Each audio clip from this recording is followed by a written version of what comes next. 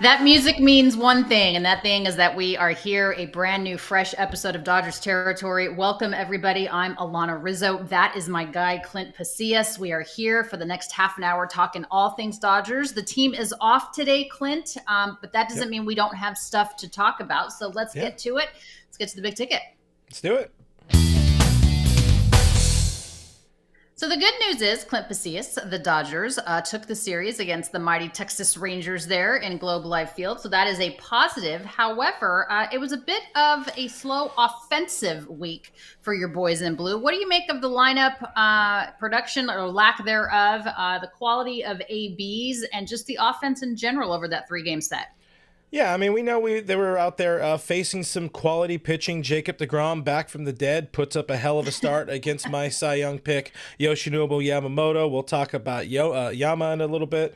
After that, Nate Eovaldi doing what Eovaldi does, is carving up some dudes, looking really, really good. He's not an ace, like top level ace, but he still very much gets the job done. And then, the reinvented Tyler Mahle doing really good things against the Dodgers. Now, is it facing three aces, or is it the offense being a little bit lackluster for your boys in blue? That's really the question, I think, on a lot of people's minds as we look at numbers. And I kind of want us to structure the show a little bit good, bad, then ugly. Okay. Sure. So we'll talk about good, but the offense, again, leaving something to be desired, but maybe we focus on the good part of the pitching first. I love it. Glass half full. Whatever is in your glass, let it be full. I'm going to talk about something good, and that is your Cy Young pick for the National League, Yoshinobu Yamamoto. He's been really solid so far God, this he's so season for good. the Los Angeles Dodgers. Clint, 3-1, but look at the ERA, my friend. A .93 earned run average, 178 opponents batting against him. Only Major League Baseball pitcher in the modern era, we're talking about this right here with these stats, to have 35 or more strikeouts, a 5 or more strikeout to walk ratio, Wow. fewer than 20 hits allowed, fewer than 5 runs allowed over his first 5 starts of a season. There's a lot of fives going on there, but it's all good. I'm going to give him a high five for the way that Yamamoto has pitched so far in 2025. Yeah, I mean, the difference a year makes, this time a year ago, we're talking about that awful start in Korea. Why did they give this guy $325 million? Well, there's a reason why. He was one of the best pitchers in the world whilst pitching in Japan. Whilst.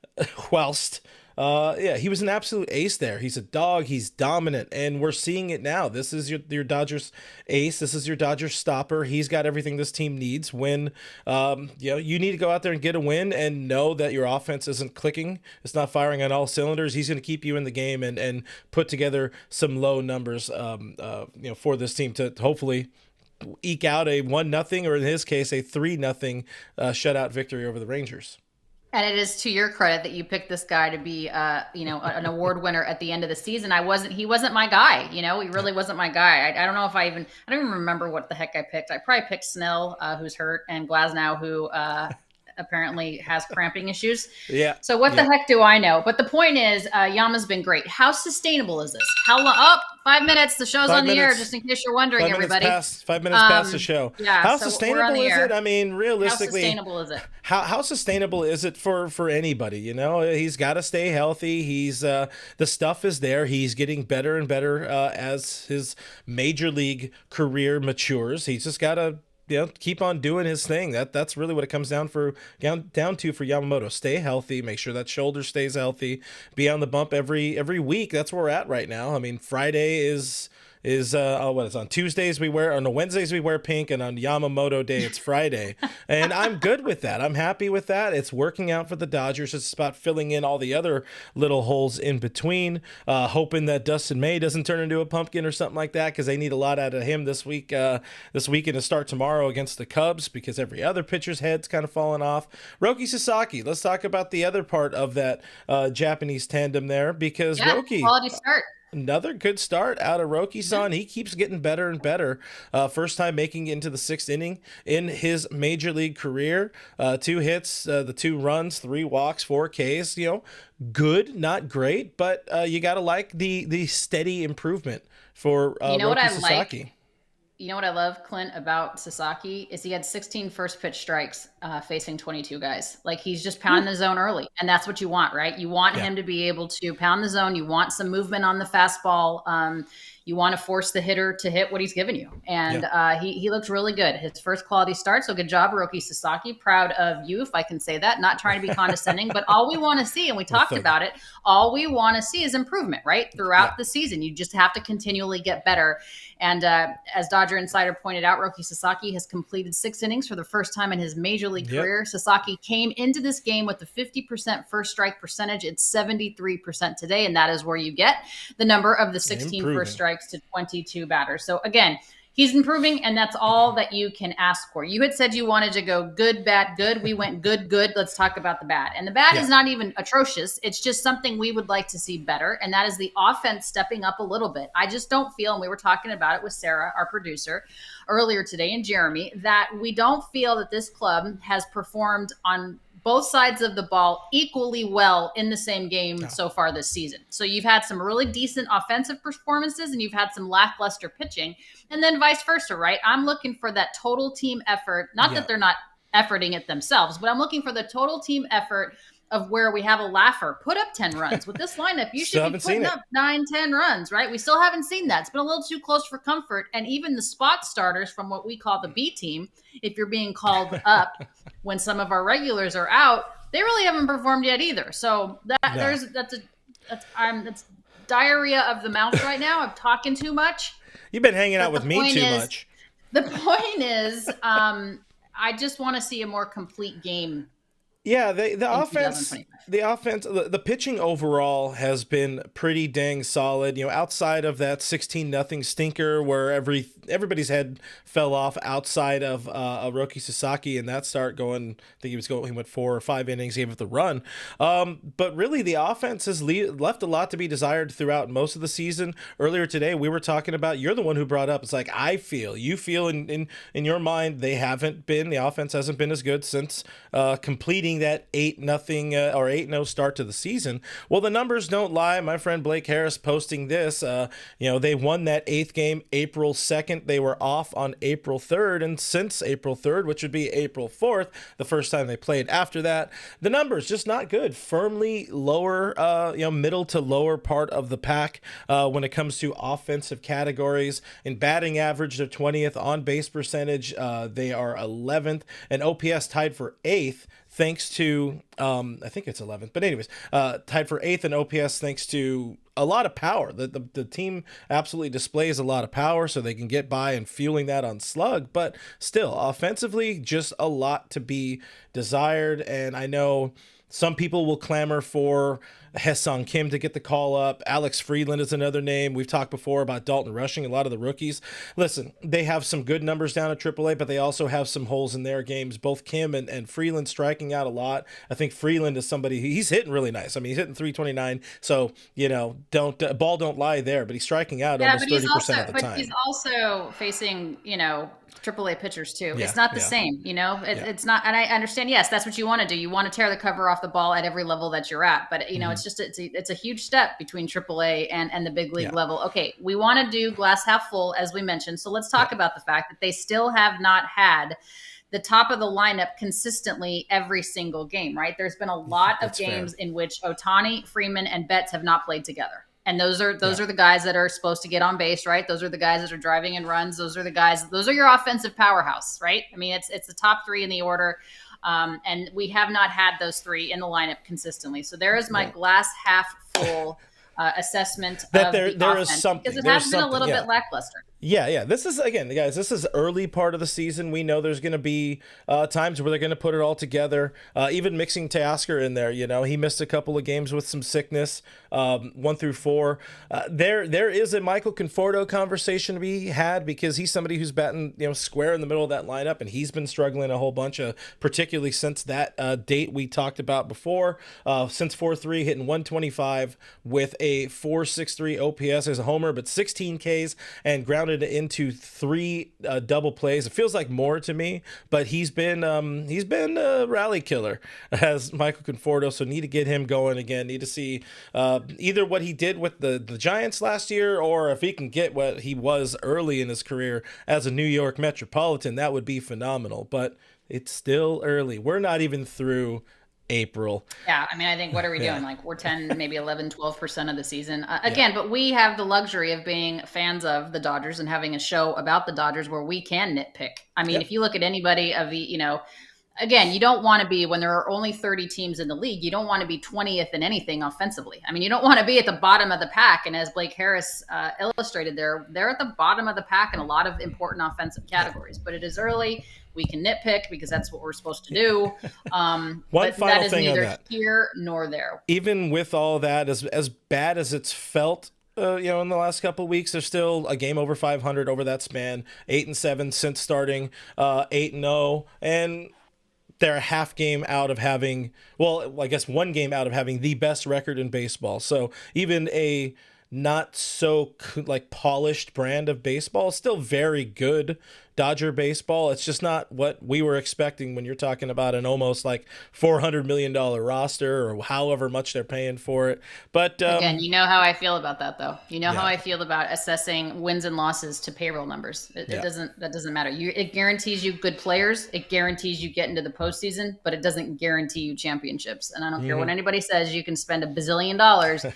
If the guys aren't playing well together, it's not going to make a difference. A lot more to come here on Dodgers territory, including the some injury updates that we have for you guys. But first, let's hear from our friends at Foul Territory on Arena Club. Todd Father, I love the way that modern technology has changed the way that we buy, sell, trade cards, even rip packs. They're called slab packs, and they're on Arena Club. No more shuffling through everything. The common cards are all over the place. Stuff's getting folded out and all messed up. Arena Club keeps it nice and tight in your digital showroom. And then when you want that card and you want to show it off, what do? You just let Arena Club know. Let them know and grab it and take it with you. Show it off online. I think this is huge just because the fact that you talked about cutting the corners. You want to get a card that doesn't break or doesn't have a problem with it, go right to Arena Club. They have everything you need. Easy money right there for really, really good, exceptional cards. After your pulls are revealed, they'll immediately be placed in your vault for safekeeping or trading and selling. Right now, 20% off your first slab pack or card purchase by going to arenaclub.com/foul and use code FOUL. That's arenaclub.com/foul, code FOUL for 20% off your first purchase.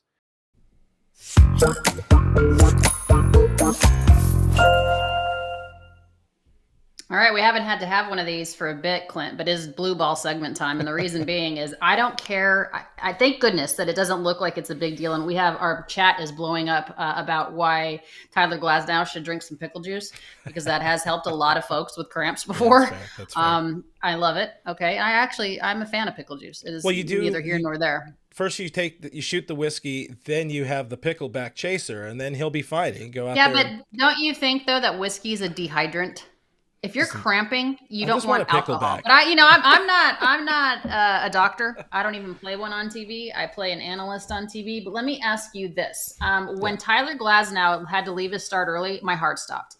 And the reason being is you just don't know what you're going to do, and we can't, in my opinion, afford another starter the caliber of Tyler Glasnow to go on the shelf, especially since Mr. I was only supposed to miss 2 start Blake Snell is still not throwing off of a mound. That's concerning to me. And when you have 2 Japanese-born pitchers that throw every 6 days, or essentially once a week, that's problematic. So thank goodness he's okay. Thank goodness it's just cramping. But it scares me like that. I'm like, oh my God, because I'm starting to worry about the depth a little bit. And you inherently worry anytime you see anything with Glasnow, any sort of injury or he can move his wrist a certain way and you're like, oh great, he's about to die in 3 hours or something like that. The Dodgers can ill afford to be without Tyler Glasnow. Thankfully, everything seems to be mostly okay. He did address the whole hydration thing there because it was hot, humid, ugly in Texas on Sunday afternoon. But bro, we all have weather apps. We all know it's going to be hot and humid in Texas in April. So you can't hydrate the day of. And I'm not suggesting that he did hydrate the day of. You have to start hydrating days before. And the Dodgers have one of the best medical staffs in the league. So I'm not knocking them. But my point is, we know it's April, we know it's Texas, and we know it's hot. So you got to be prepared to be able to pitch through that. When it's rain in Philly, then it's rain, then it's heat in Texas. Like, come on. Yeah, with Glasnow though, I understand where he's at. Like some people, I talked about this earlier today, where like I think people like us that have watched on the Dodgers watched Clayton Kershaw for so many years, and I understand Kersh is injured right now, but there was a different brand of player back in the day that would grit and force their way, that would fight their way through a moment like this. But with Glasnow, we see a lot of little injuries, like that's sprained the toenail or fingernail, or maybe his hair doesn't have the same bounce it usually does, so he can't make it through 5 innings, or there was not the best grip in Philadelphia when he was pitching because of the rain, so he kind of has the meltdown there in Philly. I can understand the concern with Glass. I can understand his concern as well. The second he starts to feel something barking, get out of there, run out of there, go start taking your IV or whatever it is, so the calf doesn't blow up on you or whatever it was. But this is a team that they need Glass now. They need him on the bump. They need to get through 5 or 6 innings, because this is also a very overworked bullpen. They've been phenomenal. Tip of the cap to the bullpen.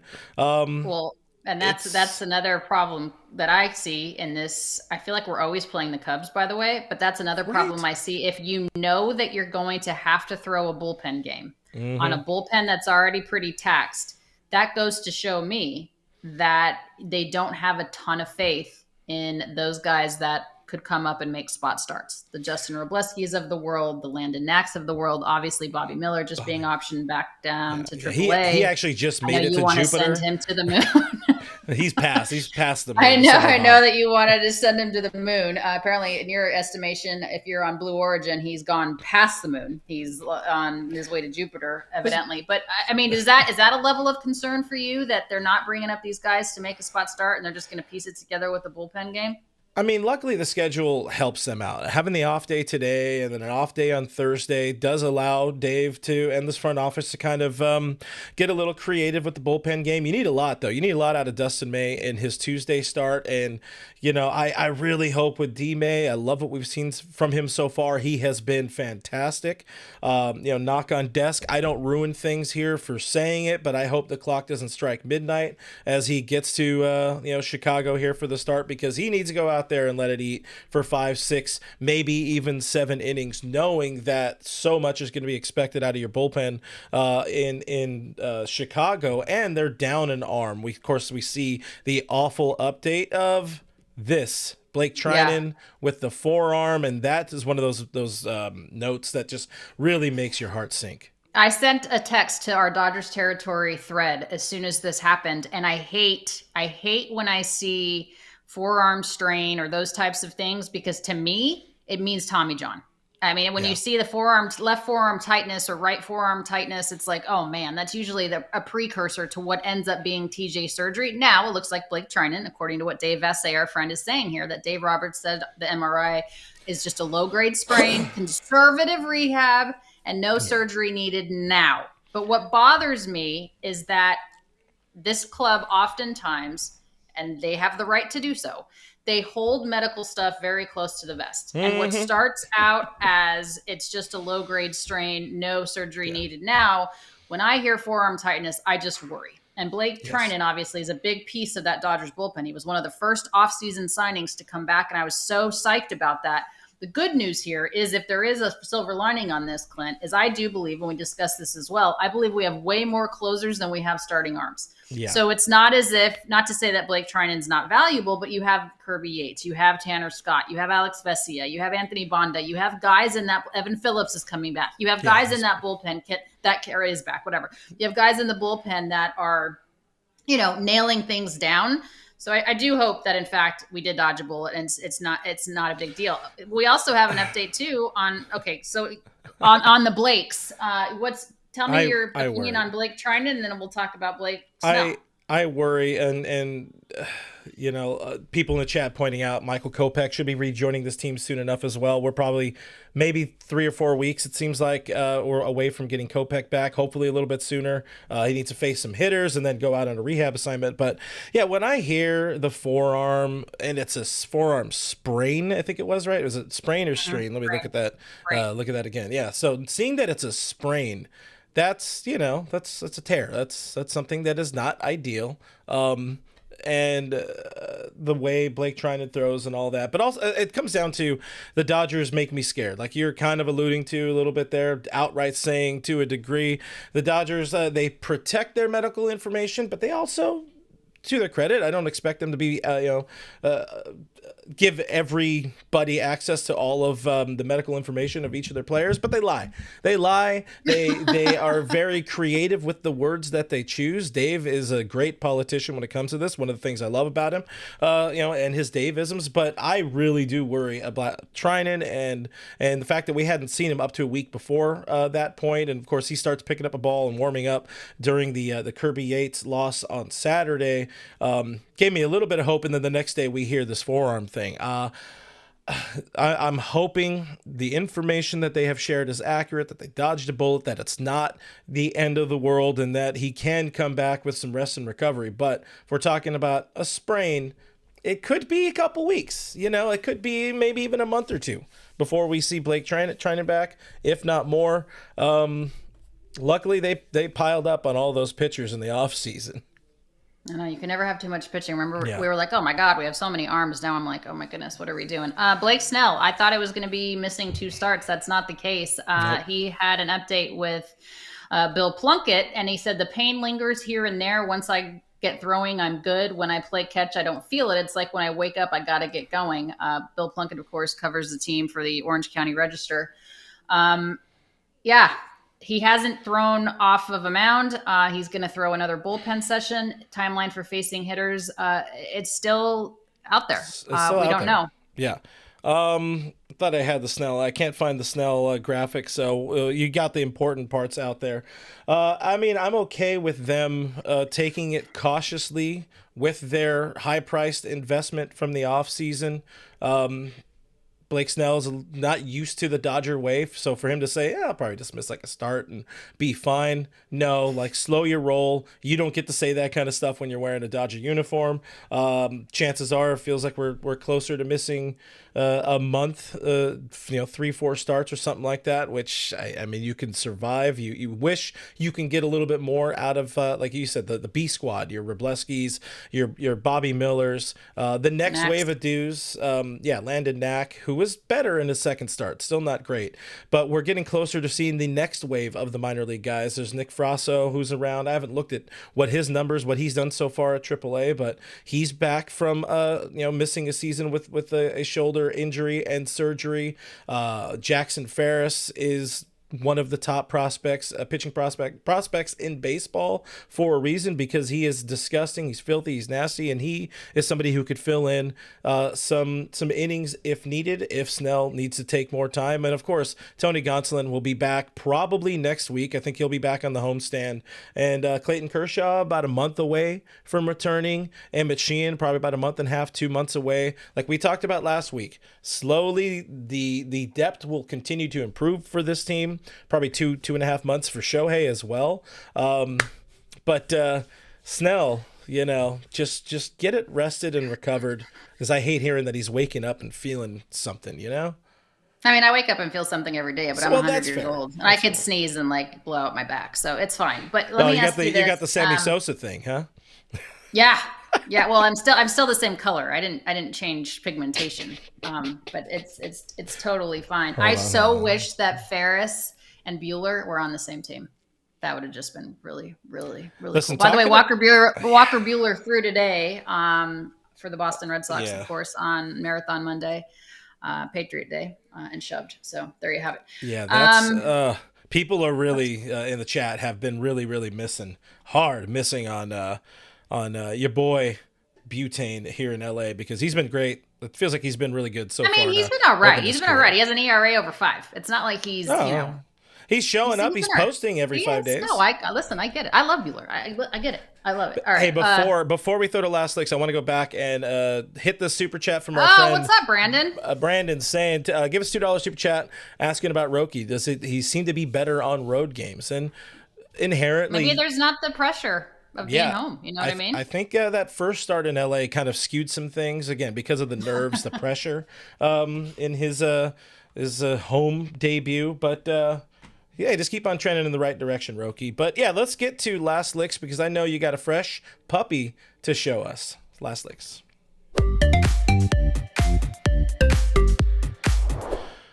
Before I get into this pupper, I wanted to let you guys know that the couple of dogs that we have showcased before, Ruby and Bailey, both got adopted. Yay! And let me introduce you to a new pup, also by the name of Ruby. This is a 5-month-old. Look at how sweet she is. A 5-month-old Dobie mix. Unfortunately, Ruby and her 8 siblings were left in blistering heat in the high desert of California. And some have found fosters. Unfortunately, there's still a few out there in the high heat that we're trying to get out, but we can't do anything without fosters. She is super sweet. She's 5 months old. She is vaccinated up to the point for her age. She's young, so she can't be fully vaccinated yet. We will take care of her spay. We will take care of all the vaccinations, but she's looking for an adopter. Great with other dogs, and obviously she's a puppy, so she's great with kids. So if you're interested in learning more about Ruby, please hit me up on social. She's a sweet girl, and her 8 siblings need homes. So there's always doggos looking for homes. I like the big old floppy paws there. Look at those paws, guys. You can get those paws. She's going to grow into be a big girl, but Dobies are cute. Super, super cute. She'll be lanky and thin. You know, they're fit. Dobermans are fit dogs. So, yeah. So hit me up if you're interested in learning more about Ruby. Absolutely, guys. And before we get out of here, before we talk also about what I got going on in my show tonight, we got to talk about the whole Brent Honeywell thing, because I loved every second of Brent Honeywell coming and meeting the Dodgers in Texas there at Globe Life Field and getting his ring, getting his jersey, getting a chance to address the team and all this. Of course, Freddie Freeman giving him a lot of love and respect for what he did for the team during that NLCS outing against the Mets. But yeah, really, really cool, very deserving. Also, how does this guy not have a job though? That's a big question. That's the thing for me. And I actually reached out to Brent and I said, "Hey, can you come on our show today? Because you were such a huge part of what the Dodgers were doing last year. You know, obviously in the bullpen and everything. And unfortunately, he's still trying to get a job. So his workout time is the time of our show. So he's working out right now, but he is going to join us at some point. And I am very, very grateful for him to even get back to me. I mean, a lot of people don't even get back to me. So I do appreciate that. And I barely do. I hope, I know, and we're partners. I hope that he does get a job, because I think this kid has a special story. And obviously you heard what foul territory friend Max Muncy said about him. Like they don't win game, they don't win game 4 without him. They don't get to game, you know what I mean? Yeah. So yeah, I mean, you look at him by the numbers. The numbers weren't always sexy, but you need to have that kind of dude. There's somebody that just like Kemp talking about Matt Kemp coming on talking about Kike Hernandez. Kike doesn't always have the best numbers, but there's something that changes when you bring a certain energy, a certain vibe into the clubhouse. And my God, turtleneck and chain, he was a vibe. He is a vibe, and it feels like there's room at AAA. Like, come on, give the man a job. Anyways, I know it. Before we find out what's coming up on All Dodgers with Clint Pasillas, for Cedar 777, the answer to your question, he's asking where he could send Corey Seager a picture. Send it to Texas Rangers Clubhouse. Just put Corey Seager's name on it. He'll get it. Does Corey like that?